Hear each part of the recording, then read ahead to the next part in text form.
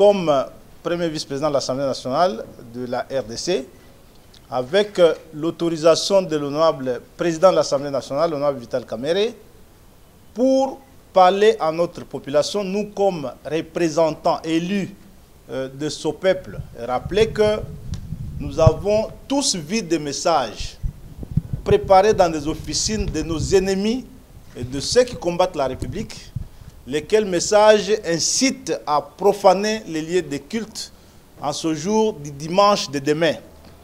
Je rappelle que ces messages sont des messages des ennemis. Nous, ici au Congo, nous sommes un État démocratique. Nous sommes un État où les libertés s'exercent pleinement. Et l'une de ces libertés, c'est la liberté de culte.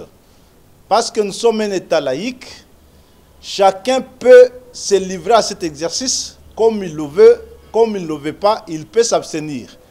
On n'a invité personne dans des églises de force et nous n'avons pas besoin que quelqu'un se lève demain dimanche pour aller perturber la quiétude de ceux qui ont choisi de glorifier leur Dieu.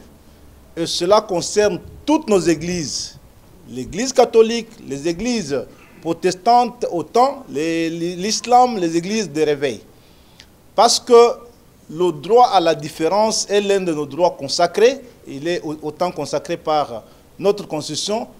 La tolérance, elle est une règle d'or dans la démocratie. Et donc, il faut que demain, tous ces gens qui lancent ces messages les arrêtent dès ce soir et que nous insistons auprès de notre population que chacun se rende à sa prière. Comme d'habitude, je le ferai autant demain matin.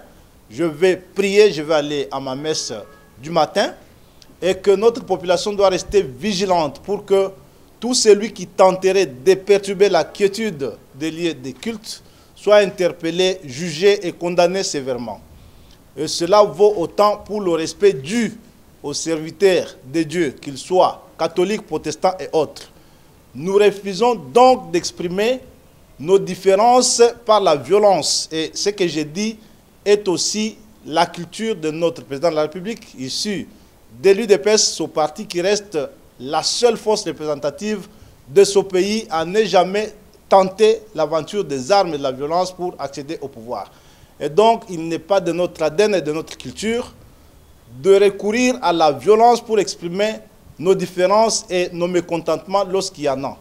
Et donc, demain, nous invitons toute notre population à vaguer librement à son activité de piété pour ceux qui le veulent.